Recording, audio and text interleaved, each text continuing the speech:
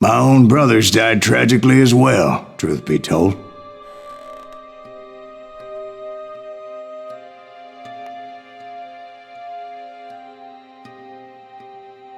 It was 1868, and me and my older brothers were pulling a tidy profit running cattle into Juarez, Mexico. One night after my brothers retired for the evening, I found a little poker game in a cantina with a couple of cowboys. And I just couldn't lose. I even won an old Spanish coin that had to be 100 years old. Well, I was mighty pleased with myself the next morning as my brothers and I rode for Texas. But before we crossed the border, those cowboys caught up with us. It was Johnny Ringo, Roscoe Bob Bryant, and another asshole named Jim. They wanted their money back and everything else we had, including our lives, as those boys didn't want us coming for them later. Bob put that old Spanish coin in my mouth and said, "I won't have it said that I left you with nothing, boy." Well, those horses bolted, and there we hung as those bastards rode away. The branch finally snapped under the weight of the three of us, but being my older brothers were bigger and heavier, they were already dead. And right then I swore to myself that I would avenge them. Ringo you know about, but Bob eluded me until I heard he was riding with the Wild Bunch.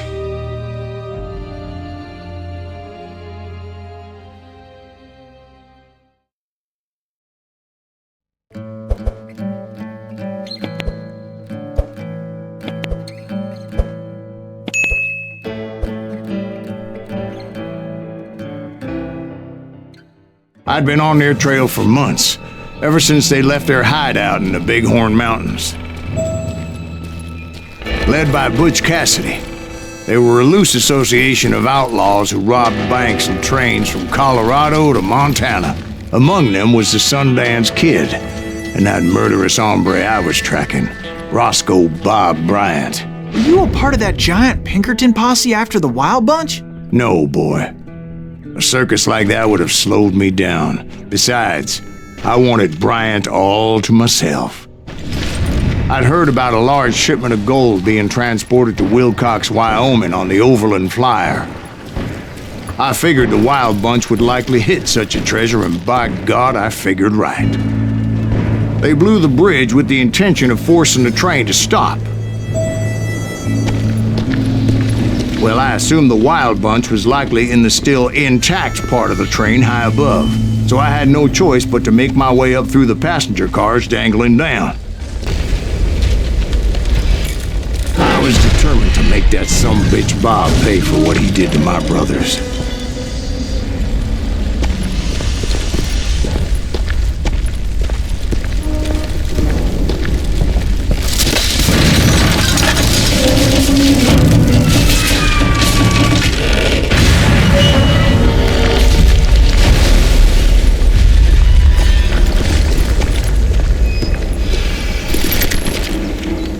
I found the device they used to blow the tracks, so I knew I was headed in the right direction. My ears are still ringing from blowing up that bridge. Well, I made my way off unscathed and came upon a few members of the gang and had no choice but to dispatch them. From there, I had to negotiate an even more precarious route. But first, I would need to get my ass out of there.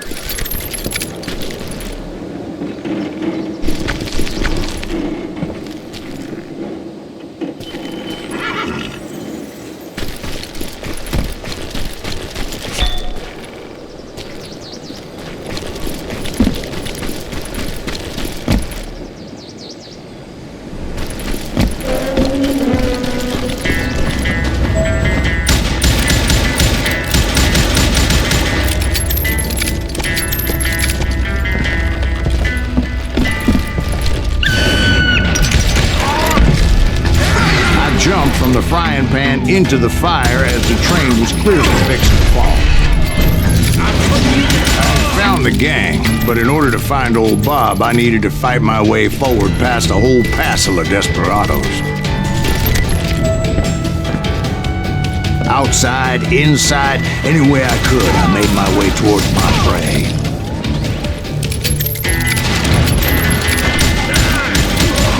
Well, what about the passengers? It was mostly a freight train, as I recall. There were no passengers aboard that day.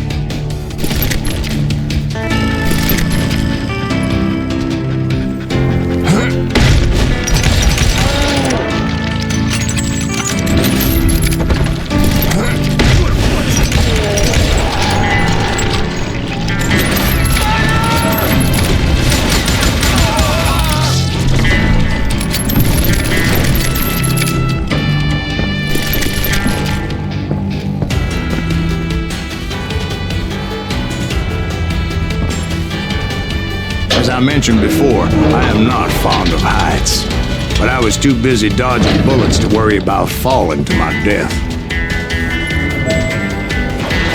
Odds were I was likely to die that day anyway, so I was determined to take down as many of those bastards as I could. You know you can't.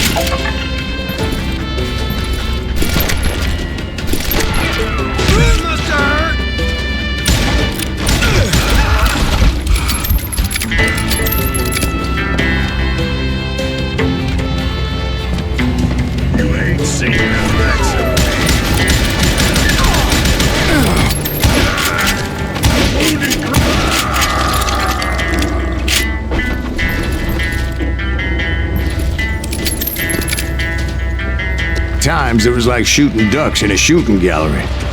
The only difference is these damn ducks shot back.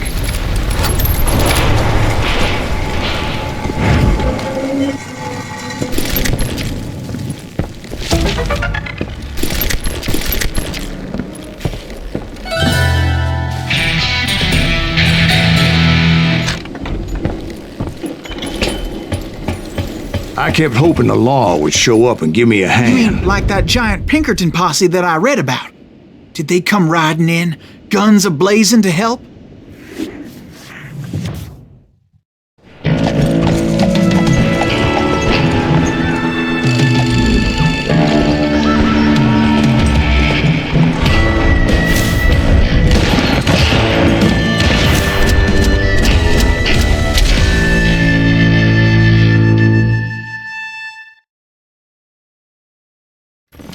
Help? From the Pinkertons? No, son. I had to fight the wild bunch all by my lonesome, as usual. Who the hell is that?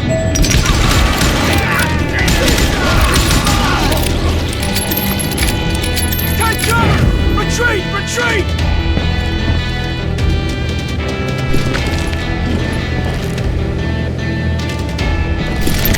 He's killing everybody! They'll kill us all! Enemy, Baker.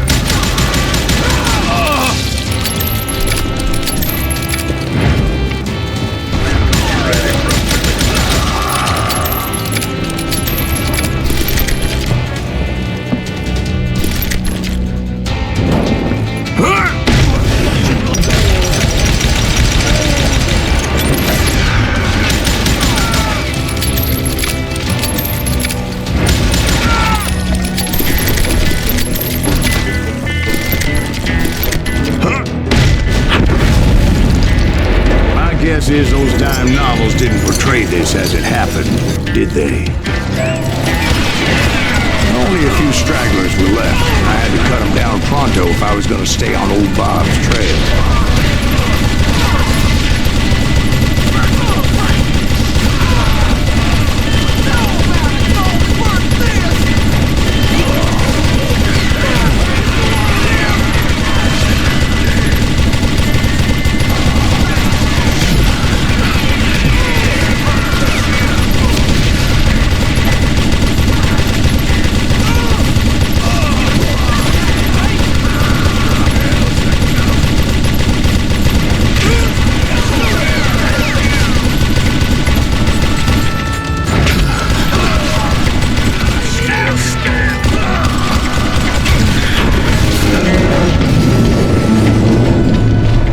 Once I silenced all those guns, I went searching for my nemesis, determined to finally have my justice. but the only survivor who welcomed me was George Flat-Nosed Curry. Who was he? The fastest gun in the gang. Right after Sundance, I mean. And Kid Curry, and maybe Elsie Lay. Though some folks might dispute that.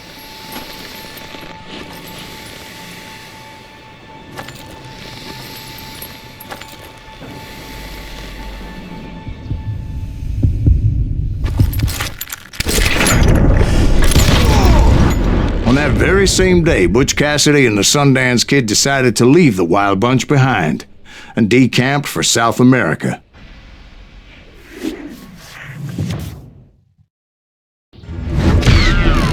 They ended up living down there for many years, but I'm sure you already know all about that.